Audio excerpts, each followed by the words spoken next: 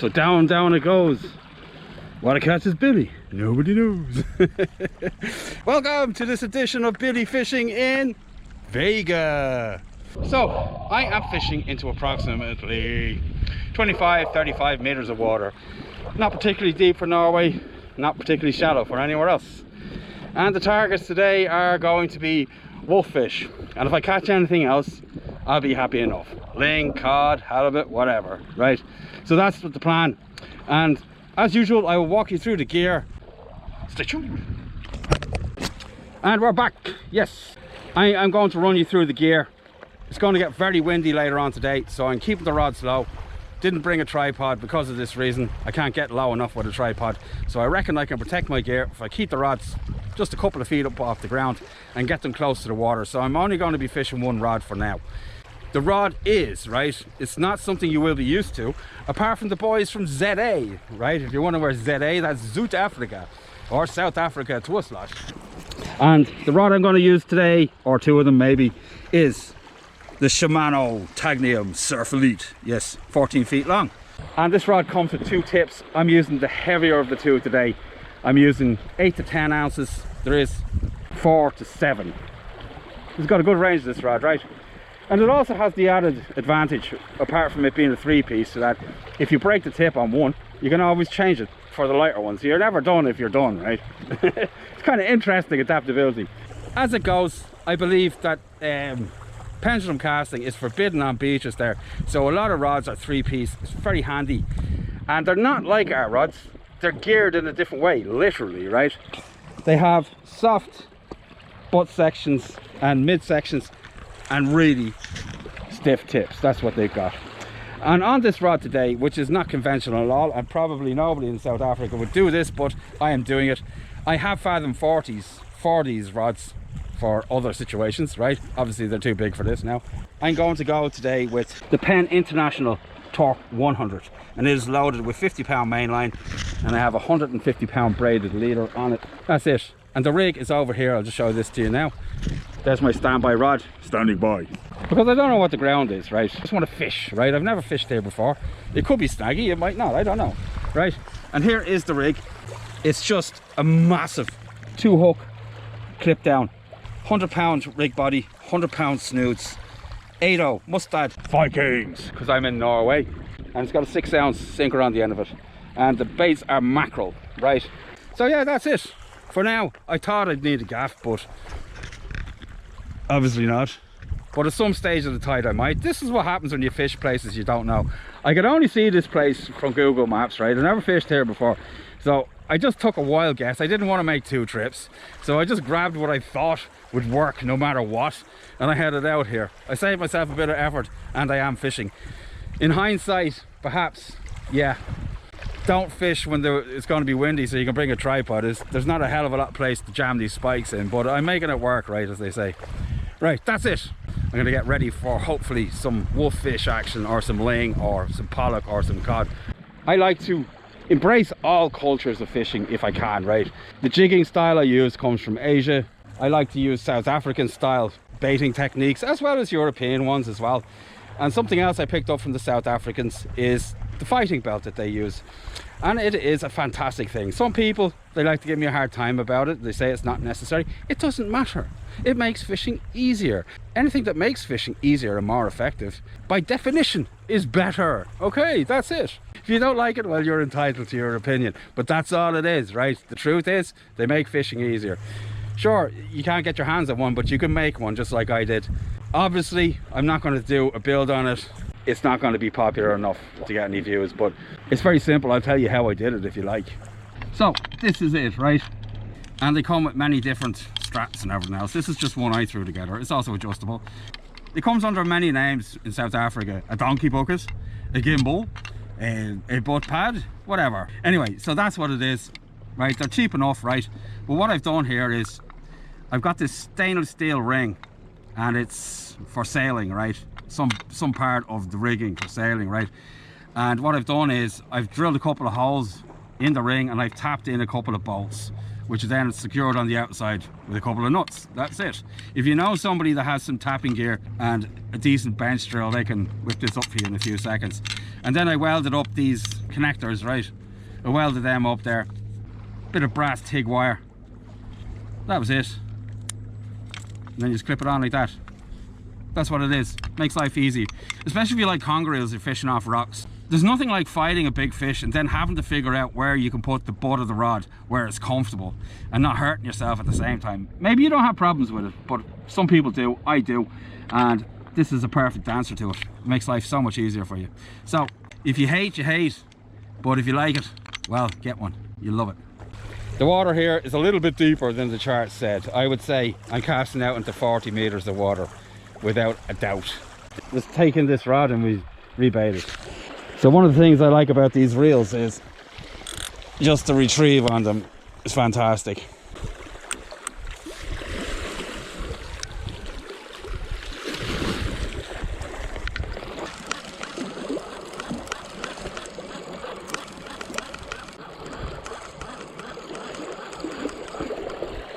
Still got bait on it, so there's not much going on fish wise. Okay, so we'll get some more bait on it if we get it out again. So what I know about wolffish, you could print on the back of the smallest postage stamp in the world. And when I don't know something about a fish, I tend to just like minimalize what I need to know about them. Do they like elastic? I don't know, so I'm going to limit the amount of elastic I use. So for now, I'm using mackerel belly, and if I have to use other parts of the mackerel, I surely will. I don't really mind what I catch as long as I do catch something. It's not a very complicated affair, as you might imagine. So I just get it and put it on, right? There's no fancy baiting techniques here. That's it. That's all I'm going to do. I'm going to pull that up over there, and then I'm going to put the elastic above the hook. That's it. Just to keep it on there. Stop it sliding down the hook, masking it. That's it. That's all I'm going to do. Both of them like that, right? That's it. Next baits.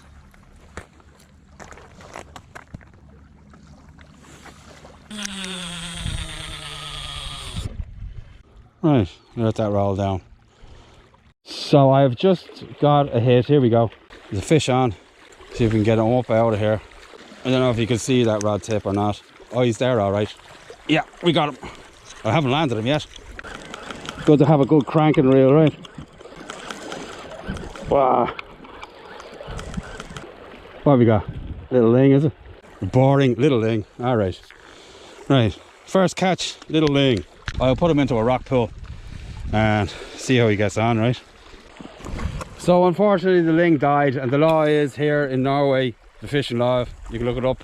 I'll link it in the description. If the fish is damaged and can't go back, if it's undersized, you must take it and eat it. I have decided once the tide begins to drop that I am going to put out another rod. Yes, the gear is working fantastically. I don't know why I don't fish with these rods more. I love them. I'm going to fish with these rods more. The next rig is going to be exactly the same. Yes, I want to get as many baits in the water as I can. I don't have very long here. It doesn't seem to be very snaggy. I got this one in the water. Half a big mackerel belly each.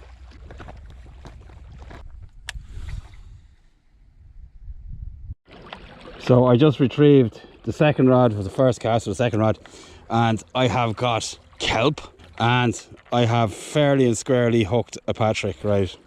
That will learn him. Right, we get Patrick back, poor fellow. Yeah. Boop. Goodbye, Patrick. So we get some more bait on this guy.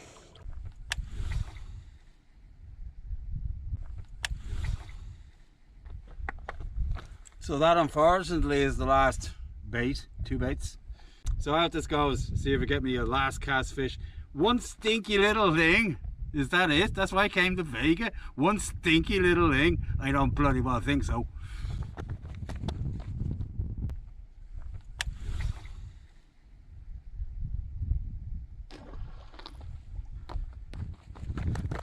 So you probably heard that land, right?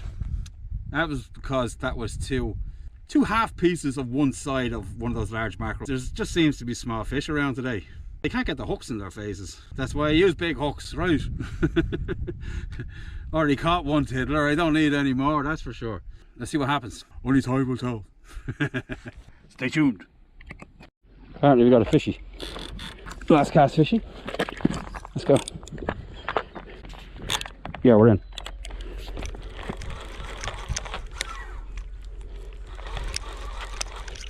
Oh.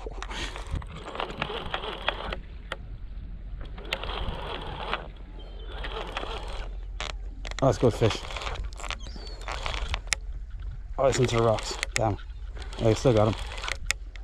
Yep.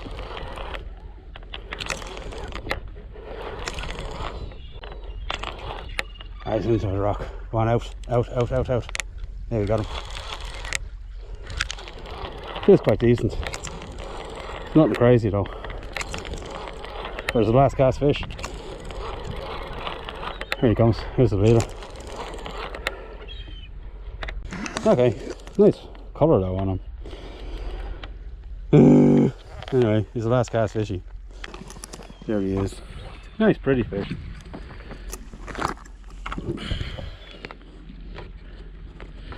Just little guys around today though. What's in there? Yeah, £2, something like that. Okay, so that's it for this session anyway. So I'm going to tag this one on to the next video. The next time I turn on the camera, we're going to be somewhere new and exciting. Yeah. So part 2, here I am. Right, the weather's gone to hell and I find myself trying to search out small little places behind rocks and harbours, and it is quite difficult. Can't find anywhere to set up some bait rods. So I'm going to proceed as I always do in these situations, and it is to get out the spinning tackle, because it is the most accessible way to find fish in Norway all the time. I'm not saying it's more fun than bait rods. I'm not saying bait rods are more fun than spinning. I'm saying it's a tool in your arsenal when you come here. If the weather really goes to hell, you can usually find somewhere you can climb in and find some fish. Okay, this is not a type of place where you can set up bait rods, or you can if you like, I suppose, but there's a lot of work. I like the spinning tackle for this reason. Okay, that's it. It is blowing. I don't know how many feet it is, but it's 22 meters a second today. Every second, if you were to throw a balloon in the air, it would travel 22 meters. So that's quite a wind. And so I find myself hiding, right, and trying to catch a fish. It has been brutal here. Here in front of me, there is 16 to 18 meters of water, right? And I find this using the app, and I link a video that I demonstrate this in the description, so you can all go there, learn how to do this. Go onto your smartphone, go into the app store, download a navigation app, and they're all pretty much the same. They'll tell you what you need to know. Simple as that, right? And you'll figure out how to use them as well. A monkey can do it, right? Seriously. I think there's one over there right now. Yeah, he's got a banana and everything. Hate monkeys. Right. Right. That's because they catch more fish than me. Oh, first of all, I'll show you the gear. I have got the Shimano Salty Advance. Yes. 30 to 80 grams this rod. And it is just a little bit over 10 feet. I've got a Shimano Nazic. There you go. Somebody's asking about the reel. 5000 XG. Yes. 15 pound mainline, 8 strand braid, and a 60 gram jig. 4 assists. And this will play the middle of the game, right? It'll handle a big fish and it will handle the small fish too. Yes. So I'm going to bounce around here for today and see if I can get a bloody video. Yeah. We get a jig in, we see if we get a fish up. Is it first class fish? Let's find out. Whoop. Right, that pole over there is obviously to mark some structure of some type, but where it starts and where it ends, nobody knows. And I ain't going to cast a jig over there because there's a good old chance that there's a fish on that, right? But it's a good place to start, right? And if I lose the jig, guess what? I'm not casting there anymore.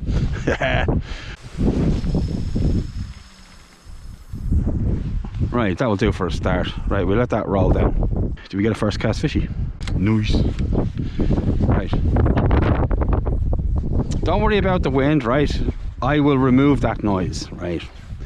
So you aren't freaked out. Oh, we're in. We're in. I think we got a mackerel. Yeah. First cast. Oh, he's off. Bagger. Well, nearly first cast fish. The fish on it. Lots of little fish in here, it seems. Yep. As, yeah, there's a little guy on it. Let's get him in. No, it's this guy's bumping it. Can't make their minds up. Huh. Screw you all. Like, there's not much room to cast in here. So, yeah, we'll have to move a bit. I was trying to stay behind the rock because of the wind, but I can only cast in one direction there, so we get down here. Right, ski.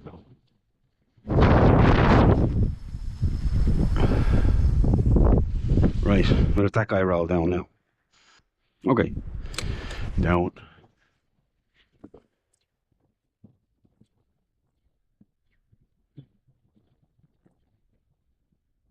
Yep, yeah, we're in.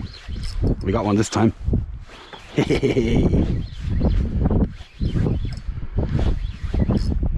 a little coddling. Seeing a snag? Get out. Yeah, we're up. Here he comes. What have we got? Little coddling. Little guy. And a bit of weed. Yeah. Nice little guy there. He'll have no trouble going back, that guy. It's only a few feet of water there. Where he took the jig. And note the assists in the lip, not in his stomach. Here we go. Bye bye! A little bit of sploosh action. Into the cow, put him. Good guy. Don't ride in, I know it's bladder rack, right? I just say stuff, right? And my head catches up later. I can just hear one of the troopers now. Actually, Billy, that wasn't kelp, it was bladder rack. Come on. Come on. Ah, it's only a bit of fun. Shut up, stop crying. Right, up my head, let's see if we get something a bit better. Look at me nice new Japanese rod all full of scratches, the way I like it. Let me see if we get something else out of here.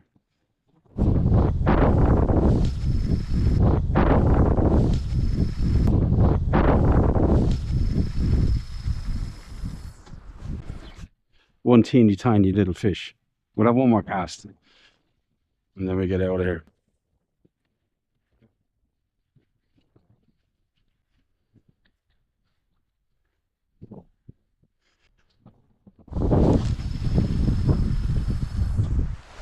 Right, after this cast I'm gonna have to go and find some more else to fish.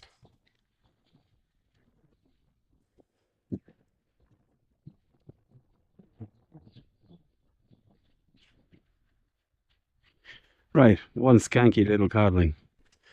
Nope. I need to go and find some deeper water in a more sheltered area.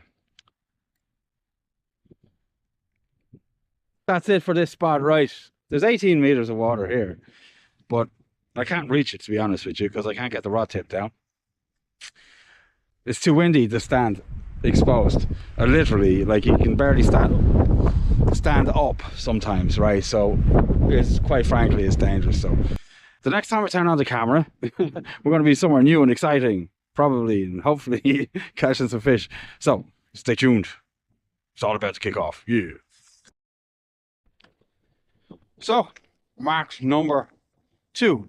I'm somewhat out of the wind thanks to big guy over there. He's helping out a little bit, only a little.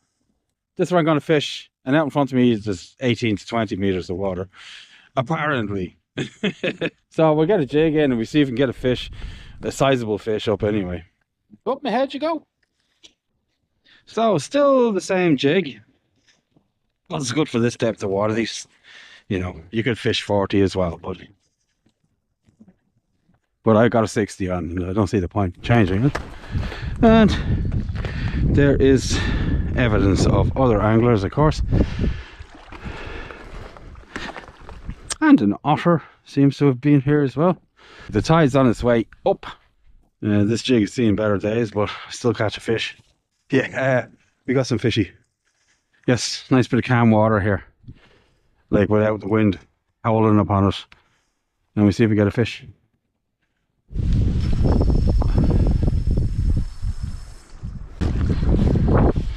No. Right over here.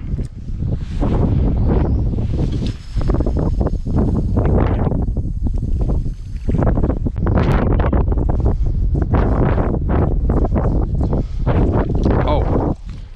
Get it. Come on, get it. Rock. Damn. I thought it was a fish. And I sent it back down to the rocks. Don't we? Yeah. Alright. Goodbye, Mr. Jig. Okay. See what we got left. Nothing. Right.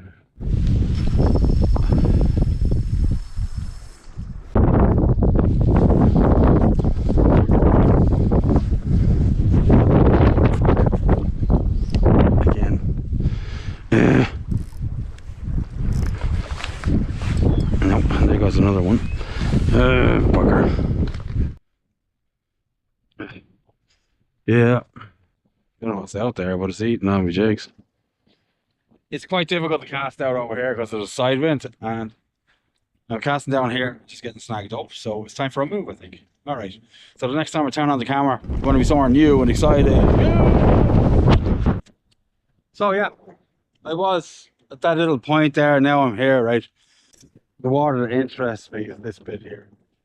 It's out with the wind. And I'm going to put a jig out into the main course. See what happens when I get it here. It might be deep, it might not be deep. The charts are very vague here. I think there might be a fish in here. So I've retied. Got a nice 60 gram. One of my own creations. Out. We get him down there. See if we get a fish for this video eventually. So the next fish, I'm going to put this video to bed, I reckon, because I am wasted.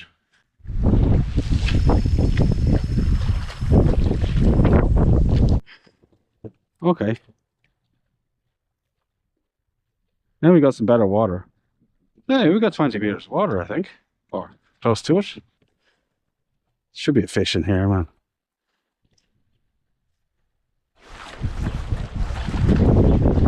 Oh, there we go. We're in at last. Oh, it's a good fish as well. I was beginning to worry there for a second. It's going to be a mackerel, isn't it? Yeah, it's a mackerel. But it must be quite a good mackerel because it's 6-0 hooks, right?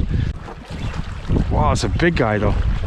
Maybe this is my 65 centimeter fish. Look at the size of it. Wow! Wow! Oh lordy!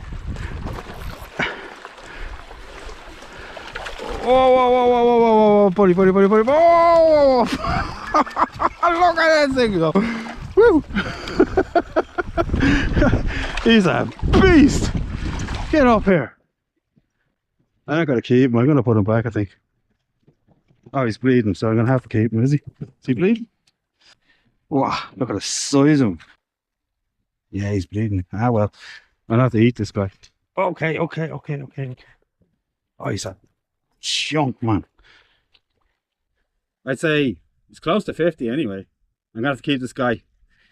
He swallowed the hook well down anyway. But what a fight though.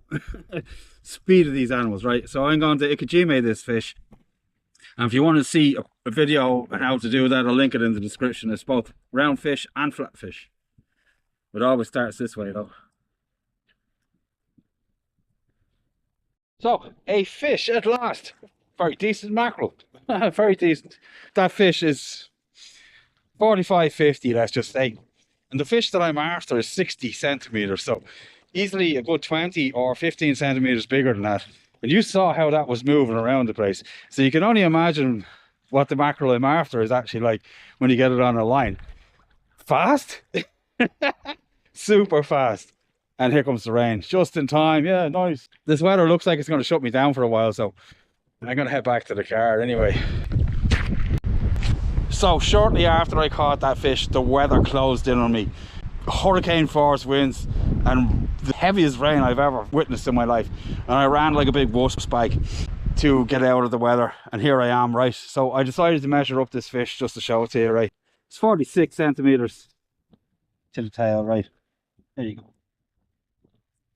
just to give some context here of this fish that my son caught, right? That I want, desperately want to catch. His fish is all the way up to there. A beast of a fish, right? The thing that alerted me to his plight was he was screaming at his older brother to stop it. His older brother was 100 meters away, minding his own business. A collie of the same size doesn't even come close to it. Tuna of the North? No, that's the tuna of the North. I just wish they got a bit bigger. I'm Billy. This is Billy in Norway. Wherever you are in the world, remember, there's a great big fish out there for you. Go and catch it. Bye.